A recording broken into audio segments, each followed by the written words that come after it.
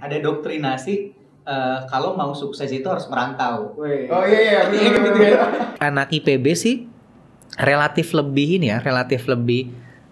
punya nilai value yang besar gitu ya di mata employer gitu ya, orang yang mau nge-hire. Jadi kalau misalnya kita di challenge pekerjaan gitu sesuatu sama atasan kita, ya kita udah biasa. Orang gue tiap hari ngerjain laporan gitu kan, biasa aja gitu. Mulai menyadari ternyata kimia sulit ya.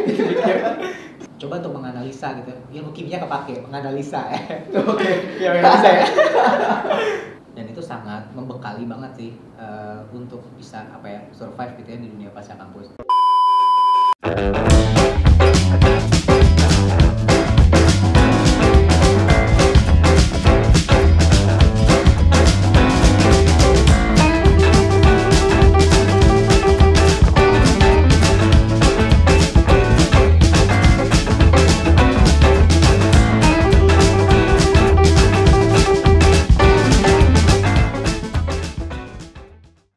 Halo guys, balik lagi bareng gue Arya di podcast Dinamis Dialog Anak Kemis. Yang nggak tahu kapan diuploadnya, tanggal berapa, jam berapa, karena kita dinamis aja. Bareng bintang tamu kita hari ini ada Kang Tia Muhammad Reza SSI, Vice President of Programs and Operation, pemimpin ID dan Kimia Angkatan 49. Halo Bang Reza, Bang Tia nih Bang. Tia aja Bang. Bang Tia. Panggil Kang Tia aja. Kang Tia. Oke, Kang Tia. Mungkin boleh perkenalan dulu. Oke. Halo teman-teman, perkenalkan nama saya Tia Muhammad Reza, biasa dipanggil Tia, tapi teman-teman dulu di kampus banyak manggil Kang Tia karena kebetulan emang orang Bandung, gede di Bandung, jadi kuliah di Bogor, jadi banyak yang manggil Kang Tia gitu. Gitu sih kurang. Sekarang sibuk apa?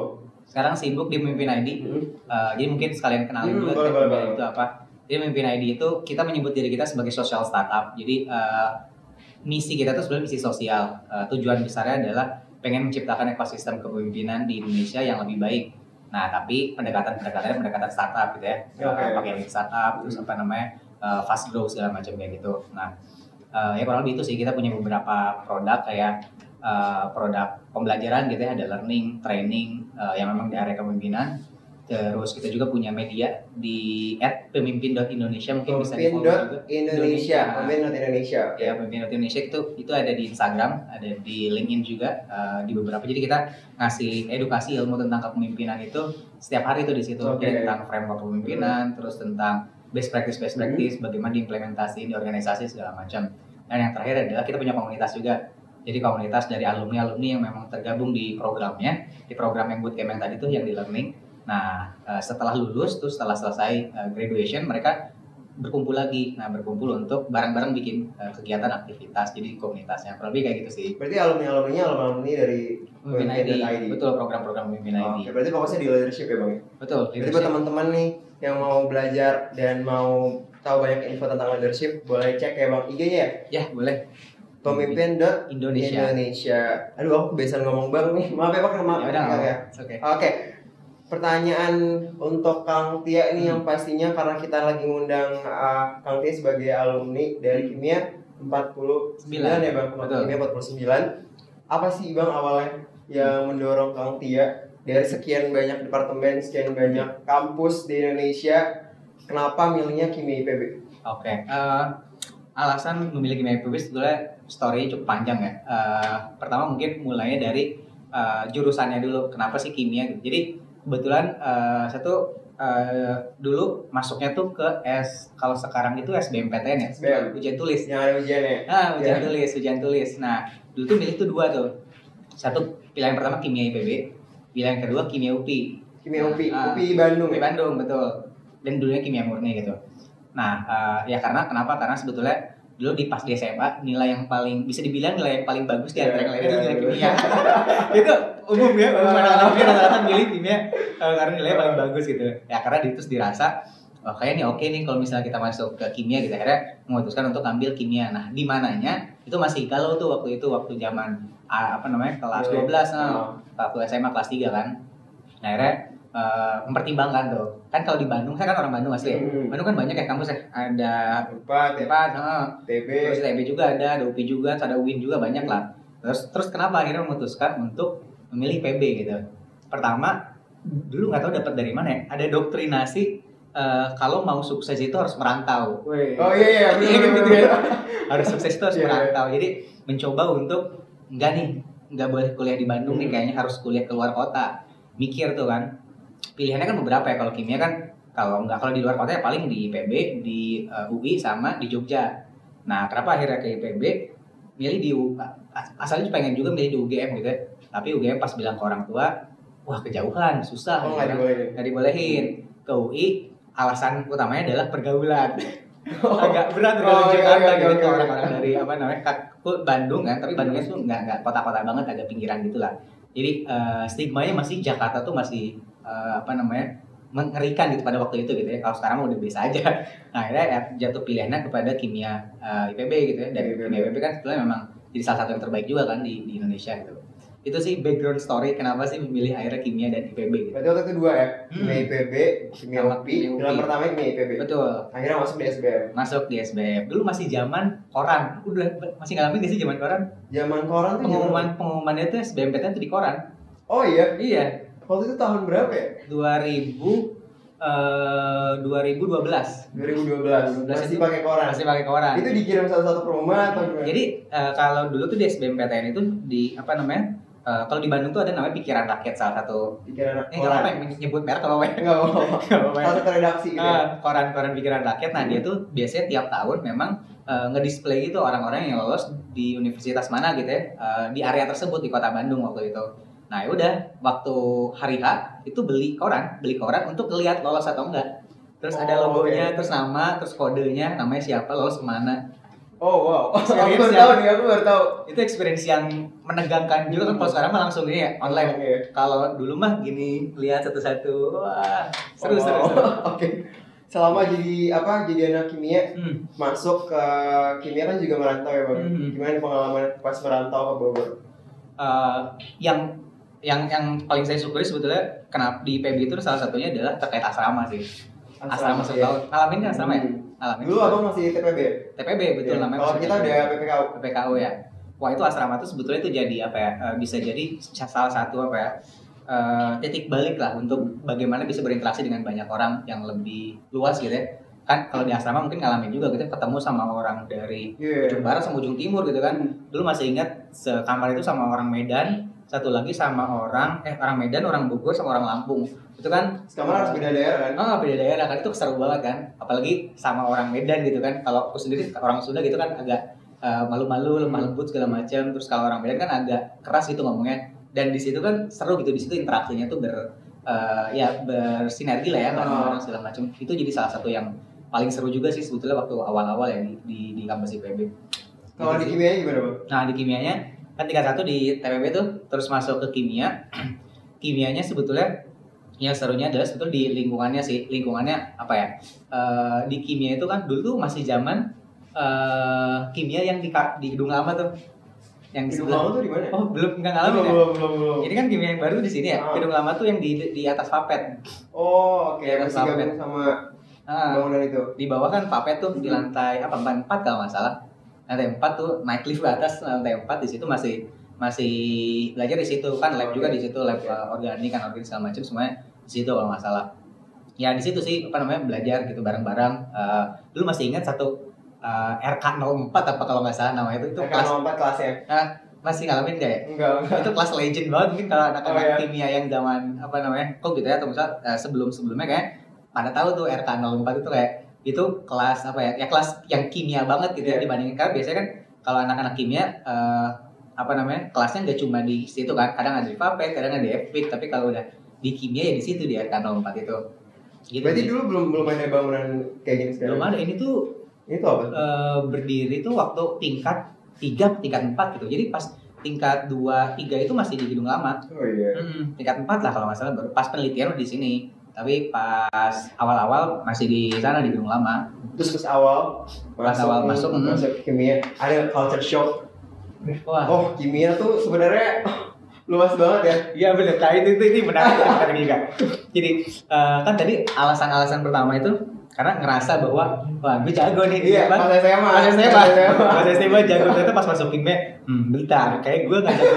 Mulai berpikir kan, kayak gue nggak jago-jago amat gitu kan. Kayak yang lain lebih jago. Terus pertama kali menemukan ini mata kuliah apa sih Kimdas 2 waktu itu kalau nggak salah. Kimdas 2 itu baru mulai menyadari ternyata kimia sulit ya. Sulit, terus apa namanya? Dari situ sih sebetulnya mulai mulai seru lah ya si belajar kimia, karena kalau pas tingkat 1, pas semester 1 itu kan masih banyak pelajaran SMA kan. Kimia dasar ya. Kimia dasar, pas masuk ke semester 2 udah naik level dikit kita dibandingkan dengan semester 1. Di situ serunya sih, dan lumayan culture shock sih dibandingin sama misalnya kan kalau di kimia ngalamin gak sih ada anak-anak yang belum apa-apa udah ngerti materinya. Anak-anak semakbu biasanya. Wah, anak-anak semakbu tuh kan dia udah 4 tahun ini 4 tahun kuliah kimia. Iya, betul. Dijelasin dikit tuh kayak langsung connect connect pas sendiri gitu ya, sama temen ada beberapa juga nanti dia ngerti dari mana gitu ya, kayak basicnya tuh udah ada kan mereka, jadi bisa langsung connect dengan materi yang baru. Sedangkan dulu kan ya di kimia ini ya mendalami ya baru banget gitu ya di sini. Kalau dulu kan pas di zaman SMA bisa dibilang ya cuma secuilnya doang gitu dibandingkan dengan ilmu kimia yang begitu luasnya ya. Culture shocknya sih di situ sih di laprak segala macam ya, seru sih itu. Tiba-tiba langsung banyak ya. Itu challenging banget karena udah sama laporan banyak, organisasi tetap jalan juga. Wah, itu seru banget. Ini ngomongin organisasi, Kang Tia tuh tipikal yang kupu-kupu, kura-kura atau kecoa tai kan? Mayoritas sih kura-kura ya, kuliah rapat. Iya. Jadi habis kuliah terus rapat ke SC yang jauh di sana.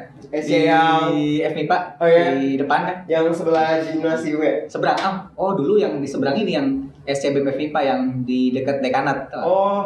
Beda lagi berarti. Dulu di situ ada SC FMIPA. SC FMIPA gitu kan. Di situ biasa, jadi kalau udah kuliah di sini gitu ya, di FPIK, di FAPET, kalau enggak di kimia atas ini, terus langsung ke sana. Entah dulu masih ada ngalamin nggak sih ada ini mobil golf IPH, mobil listrik ya. Dulu naik gitu. Dulu masih jalan ya? Sekarang udah ada. Dulu masih itu jadi andalan banget kalau udah capek, udah kuliah, udah pusing gitu. Udah tinggal KSC doang naik moli. Kalau kan naik bis masih gratis kan. Kalau bis ada. Kalau bis masih gratis, cuman kalau moli enggak. Boleh, IPB udah lagi moli tuh keren banget moli itu. Itu experience yang gak ada duanya tuh. Karena jarang banget ada kampus yang ada molinya di dalamnya. Mobil golf balik berarti. Dari belakang ke depan. Dari belakang ke depan. Kalau ada kuliah lagi karena balik lagi. Karena kalau kan nebeng lah, kan waktu itu belum punya motor juga kan. Pasti yang penasaran juga nih yang nonton pasti kalau misalnya ada mahasiswa kura-kura, gimana time manajemennya bang? Nah itu memang jadi ya challenge gitu ya buat kita yang memang beraktif berorganisasi untuk ke manage waktu itu. Dulu tuh aku sempat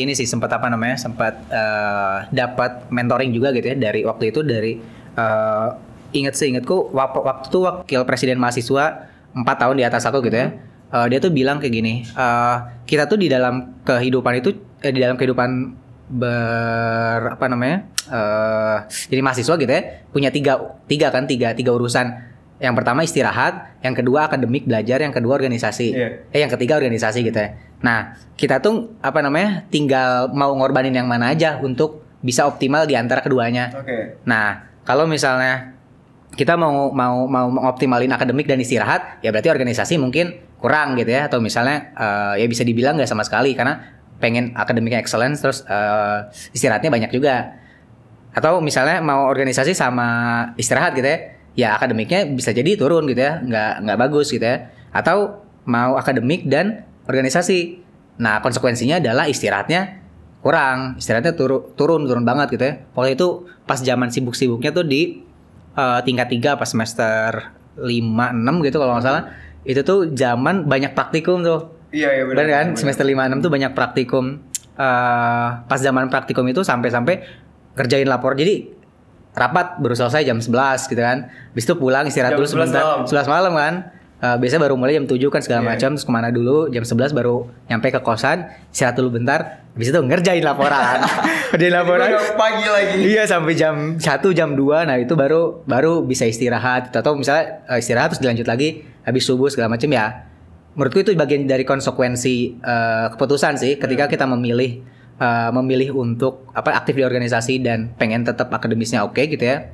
Ya berarti ya si istirahatnya juga yang perlu dikorbankan gitu ya walaupun ya itu ya worth it sih menurut gua sampai sekarang itu masih worth it banget untuk dilakukan sampai gitu. sekarang. Sampai sekarang. Tuh kan tapi ada skala prioritas ya. Betul. Kalau misalnya di kimia nih, kan tadi udah kita cerita masalah culture shock dan segala macamnya. Apa sih yang paling dikangenin Bang?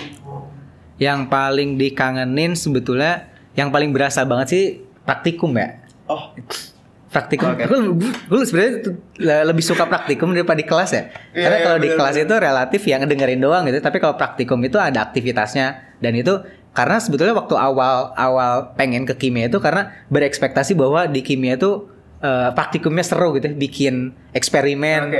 Dulu kan zamannya SMA gitu kan eksperimen. Imajinasinya itu kalau ngomongin kimia itu ya praktikum gitu, terus eksperimen segala macam. Nah, yang bikin seru dan udah lama juga kan, berarti ya bisa dibilang terakhir kali praktikum itu ya pas penelitian itu kan, berarti sekitar dulu penelitian tuh 2016 ya 6 tahun yang lalu lah ya, 6 tahun yang lalu. Dan itu seru sih, maksudnya seru karena kita bisa eksperimen si apa namanya hal-hal yang ada di lab tersebut gitu kan. Tapi sempat jadi analis juga kan Bang? Jadi waktu itu intern. Oh, Intern di Balai Tanah waktu itu PKL. PKL kan masih ada nggak sih PKL? Kita udah kemarin kita masih ada sih. Masih ada ya? Ya dulu waktu itu sempat PKL di Balai Tanah. Jadi itu berapa ya? 4 bulan apa? 3 apa 4 bulan gitu PKL di Balai Tanah itu nganalisa apa namanya? Dulu nganalisa unsur NPK di tanah. Gitu. Jadi yang paling kangen praktikum ya? Oh, kita kira apa? Temen-temennya atau makanan-makanannya, tapi praktikum lah. Itu sih ya. Enggak. Tapi kalau kirain konteksnya tuh konteks ini banget apa namanya? Kimia sebagai apa namanya? Akademiknya gitu ya. Tapi kalau ininya sih kalau di luar society-nya gitu ya. Ya pasti teman-temannya gitu. Itu tuh inget banget dulu salah satu supporting system di kimia tuh aku punya geng belajar. Geng belajar bukan pacar. Geng belajar itu ada 4 orang waktu itu. 4 orang. Jadi semuanya kebetulan aktif di organisasi. 4-4-nya itu aktif di organisasi dan satu anak snakbo. Jadi kan pinter ya. Jadi maksud itu kita bisa ke katrol lah kalau misal belajar sama dia kan. Karena selalu ada di dalam satu circle itu yang paling ya Bang ya. Iya bener, dia paling. Akhirnya kita belajar. Jadi waktu itu semester berapa mulai itu kita semester 6 apa 7 gitu. Jadi setiap mau ujian beberapa hari sebelum ujian tuh kita minjem sekretnya Imasika buat belajar bareng. Belajar bareng. Jadi mungkin kalau orang lain ada yang belajar masing-masing gitu segala macam, kita belajarnya di sekret Imasika. Dan yang ngajarin adalah si anak Smakbo ini. Karena dia paling cepat ngerti dan paling jago ngajarin kita gitu. Gitu sih. Jadi itu salah satu supporting system juga sih buat aku untuk bisa bisa bertahan gitu ya di Kimia IPB dan menyeimbangkan itu sih, nyimbangin organisasi sama aktivitas di akademik gitu. Oke, supporting systemnya teman-teman. Dan pasti ada satu yang paling ngerti yang bisa ngajarin ya Bang ya. Benar. Kalau sekarang kan udah zamannya nggak semangat, nggak disemangatin ayang. Aduh. Nyari ini aja, nyari ekosistem lah, nyari supporting system kan yang bisa dukung kita gitu untuk bisa terus bertahan gitu kan di sini. Tapi kenapa ya Bang? Kan dengan segala kepadatan tugas dan jadwal di kimia, kenapa akhirnya memutuskan mau aktif deh berorganisasi? Ininya sih sebetulnya alasan dasarnya balik lagi, gue tuh sering banget dengerin kata senior gitu ya. Dulu tuh ada kakak kelas gitu dulu waktu SMA, kita tuh perlu aktif di organisasi gitu ya, karena yang dilihat kualitas kita dalam dalam bekerja nanti di dunia kerja itu ya salah satunya adalah kapasitas interpersonal kita. Interpersonal itu salah satunya diasah lewat organisasi gitu. Nah, kalau misalnya kita belajar di kelas aja itu satu hal gitu, dan itu penting banget gitu ya, penting banget, tapi itu aja nggak cukup ternyata untuk bisa melengkapi kapasitas diri kita gitu ya di dunia pasca kampus.